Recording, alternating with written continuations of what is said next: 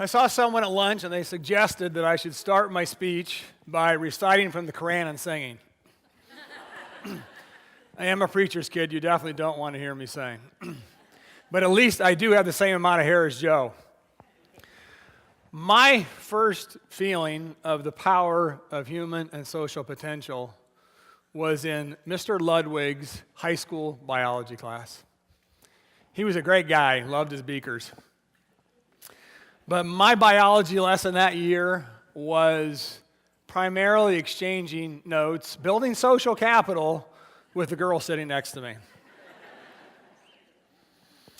Luckily, about the same time, there were 3 other biology professors that were paying more attention. And 25 years later, those 3 people, Francis Collins, Craig Venter, Lee Hood, they completed the Human Genome Project. That has unleashed such transformational potential for breakthrough in understanding human health and disease. So that got me to thinking, what is philanthropy's breakthrough potential for transforming our communities? What is our philanthropic genome project? I'll answer that in about 40 seconds. So if you're a scientist, that Human Genome Project, that is raw material for discovery. What you also know is that you cannot look at the raw materials independently. You got to look at it as parts of a whole system if you want to try to find cures to complex diseases. Now, Mr. Ludwig didn't know that, but I probably wouldn't have been listening anyway. If you're a philanthropist and you want to change the world, you might think money is all you need. It's not. Don't get me wrong. Money, financial capital, it's indispensable. It's just that it is increasingly insufficient, constrained, fixed. So what do we do? The answer, simple, powerful. Unleashing human and social potential at an ever-accelerating rate in the 21st century. Unless we do so, we can no more solve our most complex social challenges than we can cure cancer using 20th century biology. Human capital is that combination of skills, experience, know-how, potential that each of us possesses. Social capital is that abundance of human networks and the technologies that unleash them. They are both multipliers. They are essential to our philanthropic DNA. Let me share with you one story about breakthrough human and social capital used for a life-changing purpose. Back in 2005, Susie Levine and Bill Henningsgaard and some of their peers at Social Venture Partners took a trip to the Institute for Learning and Brain Sciences, iLabs. What they saw there was great research and great people. Pat Kuhl and Annie Meltzoff doing work that was nearly as wide and deep as the Human Genome Project. 2 facts for this story. As you already know, 85% of brain development happens between your first breath and the first day of kindergarten. 85%. A lot of us in this room have been working that last 15% for quite a while now. But that 85% affects a child's whole life. And on that first day of kindergarten, 1/3 of kids in America show up 2 years behind developmentally. 1/3.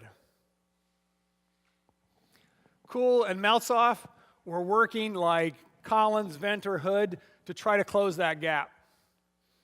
But they had too little capacity to get their world-class findings about early childhood learning out much beyond that narrow world of academia or to parents. There were pieces of iLab's puzzle that were missing.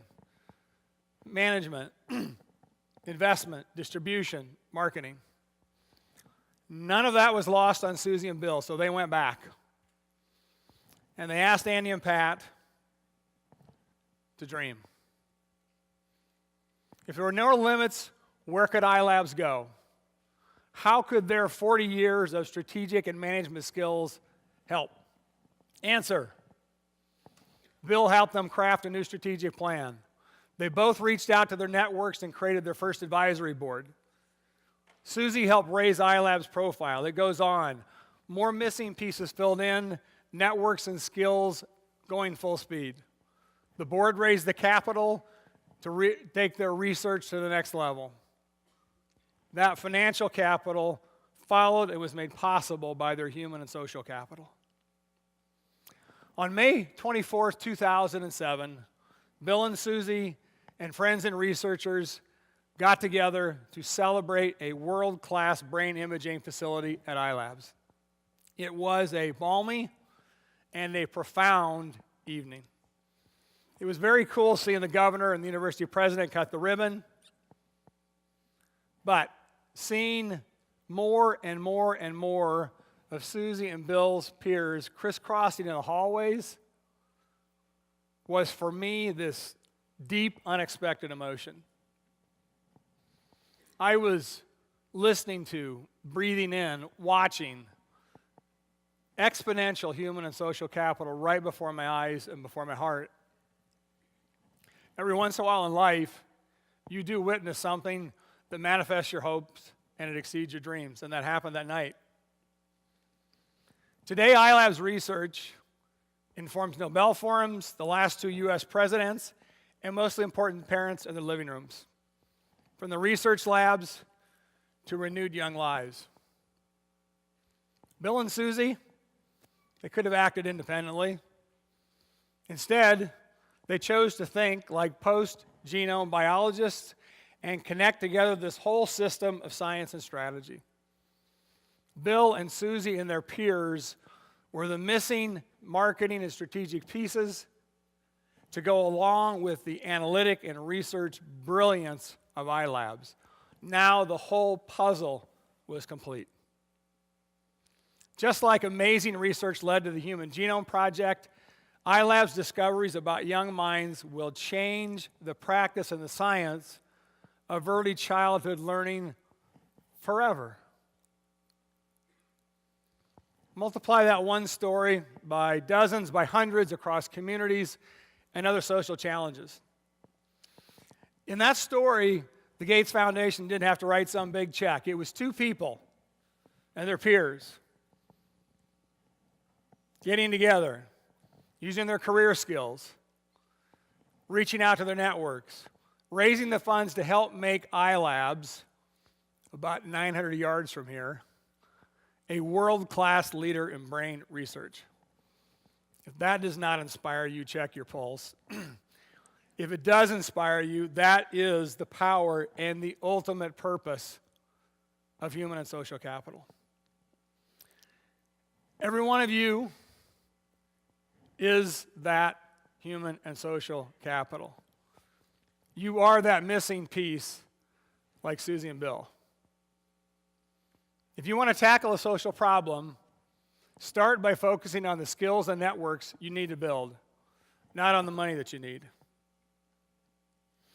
We have a lot still to learn about optimizing it, but I truly believe that deeper human and broader social capital are the best levers that we have to make real and significant progress against our most vexing social problems. Transforming our communities is less about the size of our pocketbooks than it is about the depth of our human passion and the breadth of our social connectedness. Just like in Mr. Ludwig's class, it really wasn't about the biology lesson. It was about that girl I got to sit next to and asked to marry me 29 years ago. Thanks, Lori, and thank you.